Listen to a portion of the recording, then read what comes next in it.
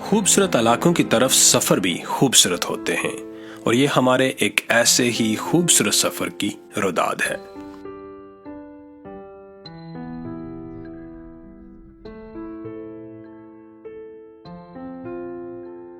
ہمارا یہ سفر بالاکوٹ سے شروع ہو کر وادی کاغان کی خوبصورتیوں کو سمیٹتا ہوا، چلاس کے پرکشش اور دل فریب نظاروں سے گزرتا ہوا گلگت کے بارونق بازار میں جا کر اختتام پذیر ہوتا ہے۔ گلگت بالتستان کی طرف جاتا ہوا راستہ نہایت ہی دل فریب مناظر سے بھرا پڑا ہے۔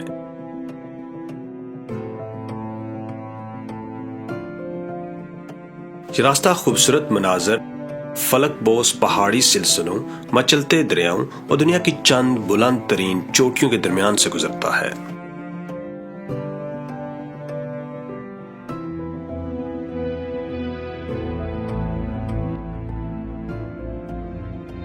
گلگت کی طرف جاتی یہ سڑک کہیں سرسبز و شاداب اور پرفضا وادیوں سے گزرتی ہے تو کہیں سنگلاخ، خشک، بنجر، تپتے علاقوں میں بل کھاتی ہوئی اپنی منزل کی طرف دوڑتی چلی جاتی ہے۔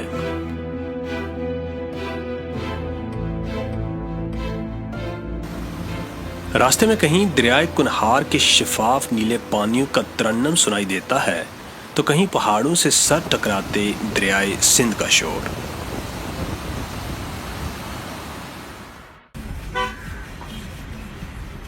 بالاکوٹ کا شہر کراس کرتے ہی کاغان کی خوبصورت وادی نے ہمیں اپنی آغوش میں لے لیا۔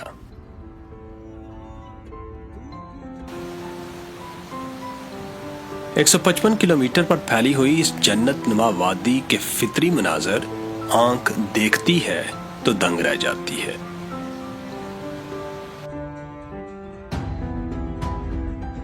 ناران کی طرف جانے والا یہ راستہ گزرنے والوں کو اپنی قدرتی خوبصورتی کے حصار میں جکڑے رکھتا ہے۔ ارد گرد کے حسین جنگلات اور پہاڑ انتہائی دلکش نظارے پیش کرتے ہیں۔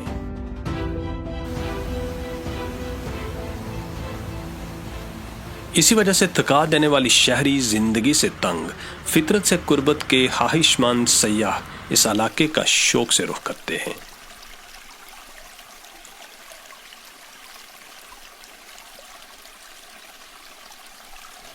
جون جولائی میں جب پاکستان کے دیگر علاقے شدید گرمی کی لپیٹ میں ہوتے ہیں تو خیبر پختونخوا کی اس وادی میں موسم انتہائی خوشگوار ہوتا ہے۔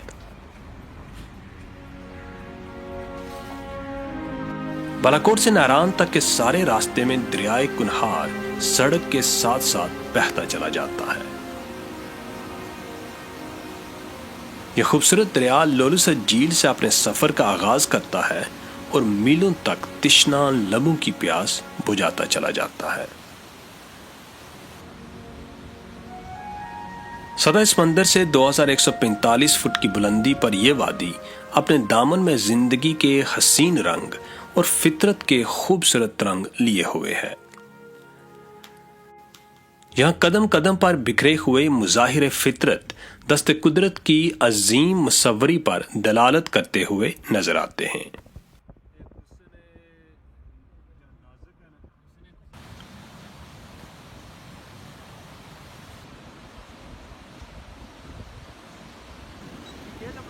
قدرت کے خاموش نظاروں سے نکل کر ہم ناران کے ایک بارونق بازار میں پہنچے۔ پہاڑوں میں گرا ہوا یہ بازار سطح سمندر سے کوئی 2500 میٹر کی بلندی پر سجایا گیا ہے۔ دلکش نظاروں کے ساتھ ساتھ یہ شہر جدید سہولیات سے بھی آراستہ ہے۔ سیاحوں کے قیام و طعام کے لیے اس بازار میں مختلف معیار کے 100 سے زائد ہوٹلز موجود ہیں۔ ناران سیاحوں کی ایک مشہور طلسماتی حسن سے آراستہ منزل ہے۔ یہ نہ صرف مقامی بلکہ بین الاقوامی سطح پر بھی سیاحوں کا ایک خاص مرکز ہے۔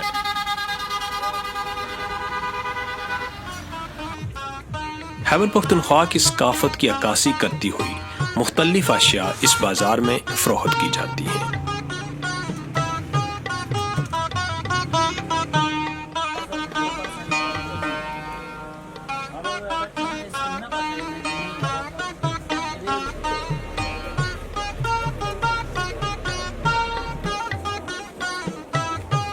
بازار کی رونقیں موسم گرما کی محتاج ہیں، جبکہ موسم سرما میں سخت سردی اور برف باری ہر شے کی طرح اس بازار کو بھی منجمد کر دیتی ہے۔ جھیل سیف الملوک اور یہاں کا سب سے اونچا پہاڑ ملکہ پربت ناران سے صرف چند کلومیٹر کے فاصلے پر واقع ہیں، جن تک دشوار گزار راستوں کے باعث ان مخصوص جیپوں کے ذریعے پہنچا جاتا ہے۔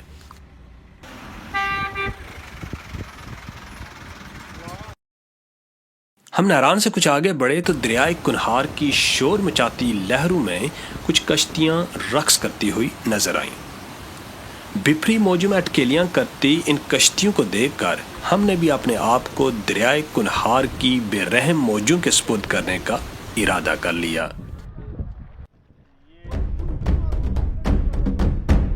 اس آبی کھیل کو رافٹنگ کہا جاتا ہے، جس میں ربڑ کی کشتیوں پر بیٹھ کر تیزی سے بہتے ہوئے دریا میں کشتی رانی کا شوق پورا کیا جاتا ہے۔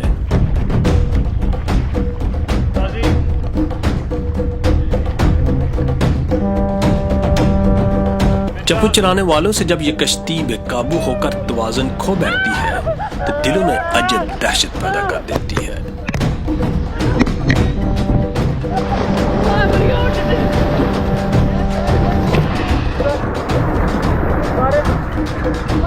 لیکن خطروں کو مول لینے والے سیاح اس کو ایڈونچر کہتے ہیں۔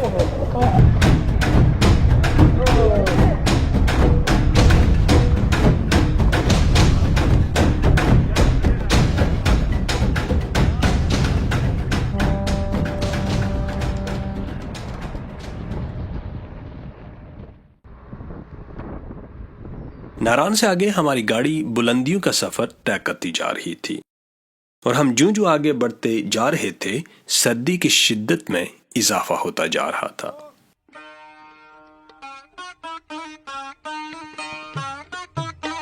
جلکھڈ کی طرف آگے جاتا ہوا یہ راستہ اتنا دلکش ہے کہ اس پر سفر بھی ایک تفریح کی مانند محسوس ہوتا ہے۔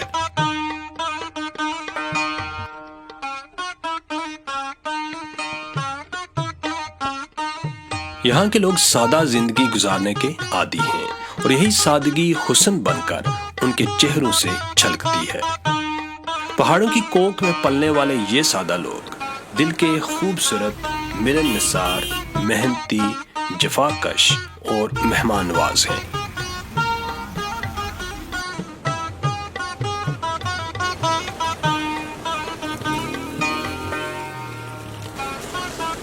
یہ لوگ پنچھیوں کی مانند صبح سویرے رزق کی تلاش میں نکلتے ہیں، اور شام کو اپنی محنت کا ثمر لیے ہونٹوں پر مسکراہٹ بکھیرے اپنے گھروں کی راہ لیتے دکھائی دیتے ہیں۔ مسافران شوق جب یہاں سے آگے چلے تو یہ بستہ ہوا میں پھیلتی لذیذ پکوانوں کی خوشبو نے ان کے قدم روک لیے۔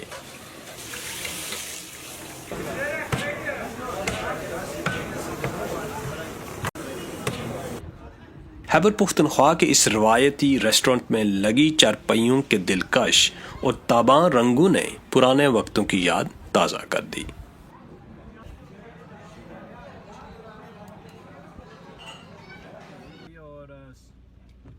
ہم شہر سے کافی دور آ چکے تھے اور باہر ٹھنڈ تیزی سے پھیل رہی تھی۔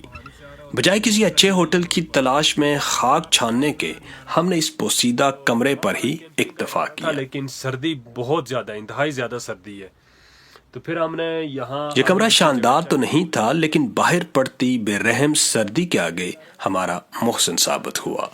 تو یہ بیسک سی جگہ ہے یہاں، لیکن کافی ایڈونچرس ہے۔ جب سردی کی شدت نے زور پکڑا تو ہم نے اس یخ ٹھنڈے موسم کو ہنسی خوشی گزارنے کا نسخہ ڈھونڈ نکالا۔ آگ کے شعلے ہوا میں بلند ہونے لگے اور ساتھ ہی ہم نے باربیکیو شروع کر دی۔ آگ جی تیار ہو گئی ہے اور ہم انجوائے کریں۔ بہت زیادہ سردی ہے اور اس سردی میں اس آگ کا اپنا ہی مزہ ہے، کیوں قاضی صاحب؟ بالکل۔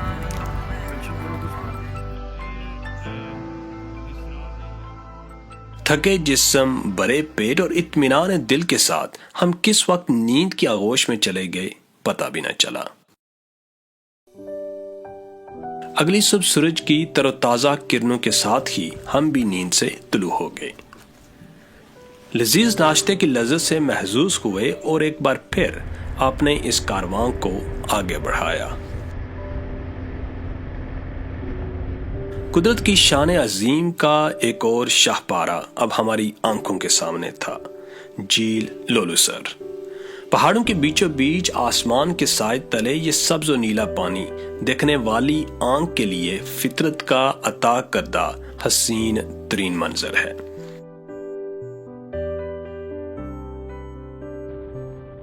عین شوق لیے ایک بار پھر ہم محو سفر ہوئے بابوسر درہ کی جانب۔ جھیل سے کوئی 6-7 کلومیٹر آگے وادی آہستہ آہستہ ایک میدان کا روپ دھار لیتی ہے۔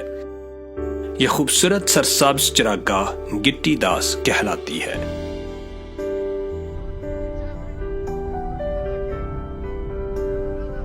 اس میدان سے گزر کر بابوسر کی چڑھائی شروع ہوتی ہے۔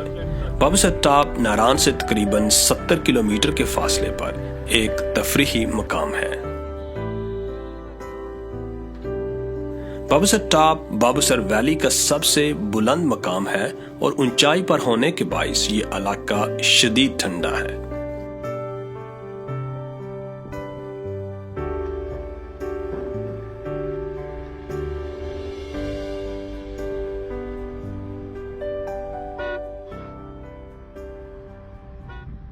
ہم سڑک پر آگے کی طرف بڑھے تو سڑک بل کھاتی گہرائی میں ڈوبتی محسوس ہوئی۔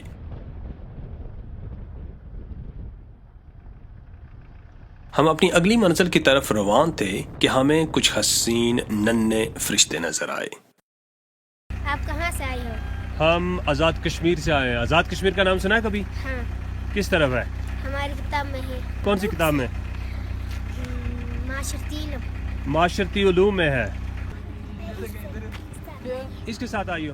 ان ننھے بچوں سے کچھ دیر گفتگو کرنے کے بعد ہم چلاس کی طرف روانہ ہو گئے۔ چلاس بابوسر ٹاپ سے 40 کلومیٹر کے فاصلے پر ہزاروں فٹ نشیب میں اترتا وہ راستہ ہے جو مسافر کو شاہراہ قراقرم سے جوڑتا ہے۔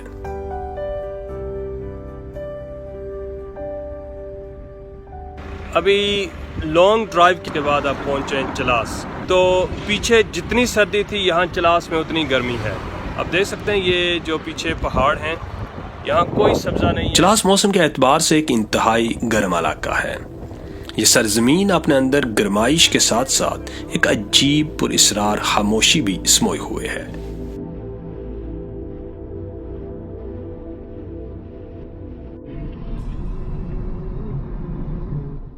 قدرت نے اپنے تخلیق کردہ موسموں کی بھی کیا شان ہمارے سامنے آشکار کی۔ ایک طرف وادی کاغان کی یخ بستہ سرزمین تو دوسری طرف چلاس کے انتہائی گرم اور تیکھے علاقے۔ درختوں سے لدے ہوئے سرسبز پہاڑوں کی جگہ اب ریتلے خشک بنجر پہاڑوں نے لے لی تھی اور مسافران شوق کا یہ مختصر قافلہ شاہراہ قراقرم کی ریشمی راہ گزر پر دوڑتا چلا جا رہا تھا۔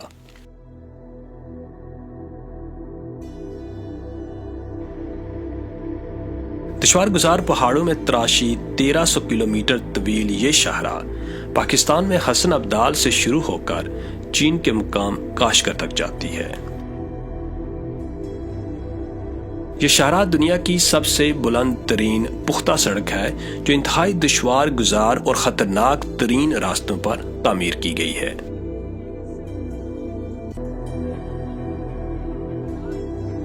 کٹھن دشوار بنجر صحرائی پہاڑوں کے دامن میں میلوں تک پھیلی ہوئی یہ شاہراہ اپنے اندر کئی خاموش داستانیں لیے ہوئے ہے۔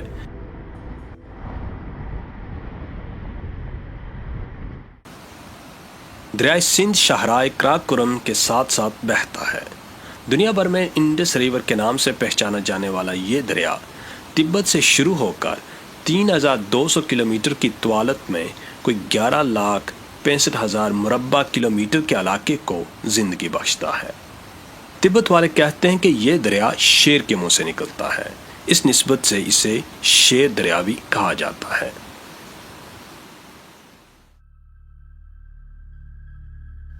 دریا کا شور اور ٹھاٹھے مارتا پانی اپنے اندر اتنا رعب رکھتا ہے کہ اوپر خطرناک سڑک پر سفر کرنے والے بہتے دریا پر نظر دوڑائیں تو دل کو دہلا دینے کے لیے کافی ہے۔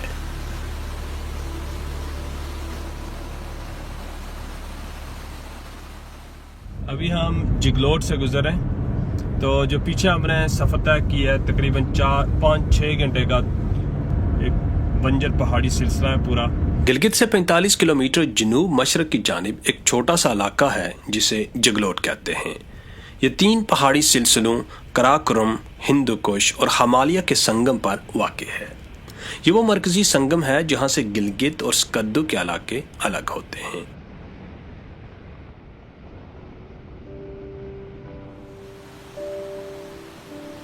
دلکش اور قدرتی مناظر سے بھرے ہوئے اس 2 دن کے نشیب و فراز کے سفر کے بعد ہم بالآخر گلگت شہر میں پہنچ گئے اور یوں اس طویل مگر حسین سفر کو اپنی ایک منزل مل گئی۔